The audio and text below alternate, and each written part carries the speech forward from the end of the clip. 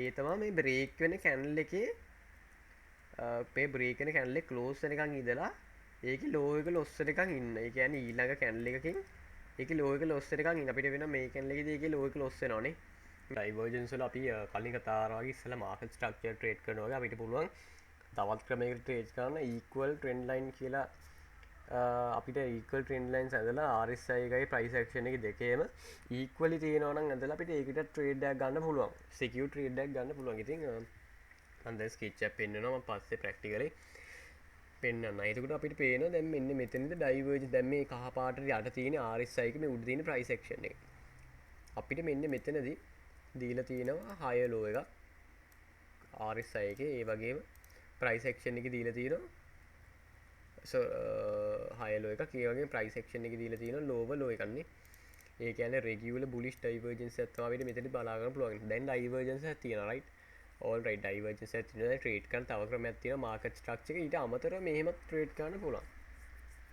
දැන් අපිට පේනවා ප්‍රයිස් ඇක්ෂන් එකේ මෙන්න මෙතන හැදලා තියෙන හයිස් ටික තියෙනවා නේද? පීක්ස් දෙකක් තියෙනවානේ. එතකොට අපිට සාමාන්‍යයෙන් ඔය වගේ පීක්ස් දැක්කම අපිට පුළුවන් මොනවාද? අපිට පුළුවන් ඔය වගේ ට්‍රෙන්ඩ් ලයින් එකක් ඇඳ ගන්න. අපි ඔය වගේ ට්‍රෙන්ඩ් ලයින් එකක් ඇඳ ගන්නවා ඩයිවර්ජන්ස් හැදුනට පස්සේ ඔය වගේ ලස්සන පීක්ස් දෙකක් තිබ්බොත් අපි පුළුවන් ඔය වගේ ඇඳ ගන්න. ඊට පස්සේ අපි බලනවා අපි ඔය ඇඳගත්ත පීක්ස් දෙක තියෙනවනේ ප්‍රයිස් ඇක්ෂන් එකේ ඊට අදාළව තියෙන හයිස් දෙකට අදාළව RSI එකේ තියෙන හයිස් දෙකත් ඒ සමානව අපිට ඒ විදිහටම ට්‍රෙන්ඩ් ලයින් එකක් ඇඳ ගන්න පුළුවන්ද කියලා අපි බලනවා. අපිට පේනවා දැන් අපිට RSI එකෙත් ඒ විදිහටම ට්‍රෙන්ඩ් ලයින් එකක් ඇඳ ගන්න පුළුවන් වෙනවා.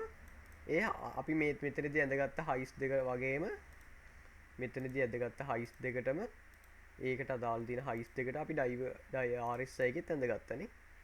දැන් දෙකේම equal trend lines දෙකක් තියෙනවා. එතකොට අපි මොනවද කරන්නේ? අපි මේක ට්‍රේඩ් කරන්නේ කොහොමද? අපි ඉන්නවා ප්‍රයිස් ඇක්ෂන් එකේ ඔන්න ප්‍රයිස් ඇක්ෂන් එක බලාගෙන ඉන්නවා මාකට් එක ඔන්න ඔය විදිහට මේ ට්‍රෙන්ඩ් ලයින් එක බ්‍රේක් වෙනවද කියලා අපි බලනවා. තප්පරකින් right අපි බලනවා මේ ට්‍රෙන්ඩ් ලයින් එක ඕම ඇවිල්ලා මේ ට්‍රෙන්ඩ් ලයින් එක බ්‍රේක් වෙනවද කියලා. එතකොට ඒත් එක්කම අපි බලනවා මේ ප්‍රයිස් ඇක්ෂන් එකේ ඇඳගත්ත ට්‍රෙන්ඩ් ලයින් එක බ්‍රේක් වෙනවත් එක්කම හරිද? ප්‍රයිස් ඇක්ෂන් එකේ ට්‍රෙන්ඩ් ලයින් එක බ්‍රේක් වෙනවත් එක්කම මේ RSI එක ඇඳගත්ත ට්‍රෙන්ඩ් ලයින් එකත් එහෙම්ම බ්‍රේක් වෙනවද කියලා. දෙකම එකපාර තමයි බ්‍රේක් වෙන්න ඕනේ නේද? මේක බ්‍රේක් වෙලා ටිකක් මේක බ්‍රේක් වෙලා පැය 3-4ක් ගිහිල්ලා මේක බ්‍රේක් වෙලා වැඩක් නැහැ.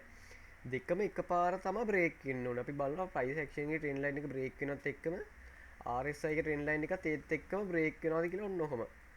දැන් මේ වගේ බ්‍රේක් වෙද්දී දෙකම එකපාර බ්‍රේක් වෙද්දී අපිට පුළුවන් හොඳ ලෝන් පොසිෂන් එකක් ගන්න මාකට් ස්ට්‍රක්චර් ෆ්ලිප් වෙන එකක් මුකුත් නෙමෙයි අපිට පුළුවන් ඔන්න ඔය එතනදී සෝරි මෙන්න මෙතනදී ඒ බ්‍රේක් වෙන කැන්ඩල් එකක් තියෙනවා දැන් ඔය කැන්ඩල් එකේ ඉන්නේ බ්‍රේක් වෙන්නේ ප්‍රයිස් ඇක්ෂන් එකේ ඒ බ්‍රේක් වෙන කැන්ඩල් එක ක්ලෝස් වෙනකන් ඉන්න ඕනේ හරිද ඒ කැන්ඩල් රන් වෙනකොට එන්ටර් වෙන්න එපා ඒ කැන්ඩල් එක ක්ලෝස් වෙනකන් ඉඳලා අපිට පුළුවන් ඔන්න ඔතනදී එන්ට්‍රියක් ගන්න අපි ස්ටොප් ලොස් එක දාගන්න ඕනේ හැමතිස්සෙම RSI එක හැදිච්ච ලෝ එකට යටින් තමයි තියාගන්න ඕනේ හරිද ටාගට් ඕනට ටාගට් එකක් දාගන්න 1 to 1.5 රිස්ටෝර් රේෂියෝ එක තියාගත්තත් ඒත් ප්‍රශ්නයක් නැහැ ඒ වගේ අපි ඔන්න ඔය විදිහට තමයි එන්ට්‍රීස් ගන්න RSI එකේ equal trend lines ඇඳගෙන divergence වලට. එතකොට මම දැන් මේක ප්‍රැක්ටිකලිත් පෙන්නන්නම් ඊළඟ වීඩියෝ වලත්.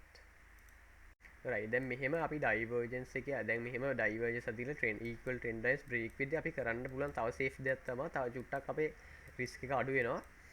ඒ තමයි මේ break වෙන candle එකේ අපේ break වෙන candle එක close වෙනකන් ඉඳලා ඒකේ low එක loss වෙනකන් ඉන්න. ඒ කියන්නේ ඊළඟ candle එකකින් ඒකේ low එක loss වෙනකන් ඉන්න. අපිට වෙන මේ candle එකේදී ඒකේ low එක loss වෙනවනේ. නේ?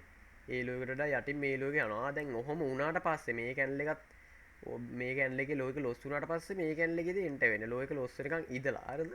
low එක loss වුනේ නැත්තම් enter වෙන්න එපා. low එක loss වෙනකන් ඉඳලා මේ candle එකේ loss වුණාට පස්සේ මේ candle එක close වෙනකන් ඉන්න ඕනේ. මේ candle එක close වෙනකන් ඉන්න ඕනේ වෙන්නෙත් නැහැ. low එක මෙහෙම candle එක week එකකින් break වුණාට පස්සේ enter වෙන්න පුළුවන්. එතකොට එහෙම කරාමත් risk එක අඩුයි. හරිද? දැන් මෙන්න මෙතනත් ඒ විදිහට තමයි මෙතනත් අපිට පේනවා මේ break වෙන candle එක මෙතනින් තමයි break වෙන්නේ. මේක මම දැන් ටයිම් කරගන්න. එතකොට මෙතන තමයි break වෙන්නේ candle එක. සම්පූර්ණයෙන් break වෙන්නේ. ඊට පස්සේ මේ candle එකේ low එක loss වෙනවනේ. මේක. ඒ ලෝකට අතින් තව කැන්ඩල් එකක් යනවානේ වික් එකක් යනවා ලෝක ලොස් වෙනවා අපිට පුළුවන් ඒ ලෝක ලොස් වෙන කැන්ඩල් එකේදී එන්ට්‍රි ගන්න ලෝක ලොස් වෙන්නේ නැතුව ඉන්න එපා එතකොට ලොස් වෙන කලින් එන්න එපා එතකොට රිස්ක් එක තවත් වැඩි වෙනවා දැන් මෙහෙම කරාම ඒ තියෙන රිස්ක් එකත් අඩු වෙනවා එතකොට තව ලොස් වෙන එක ගොඩක් අඩු වෙනවා ඔය එතකොට ඒ වගේ බ්‍රේක් වෙන කැන්ඩල් එකේදී ලෝක ලොස් වෙනකන් ඉඳලා එන්ට් වුණා නම් තවත් රිස්ක් එක අඩු වෙනවා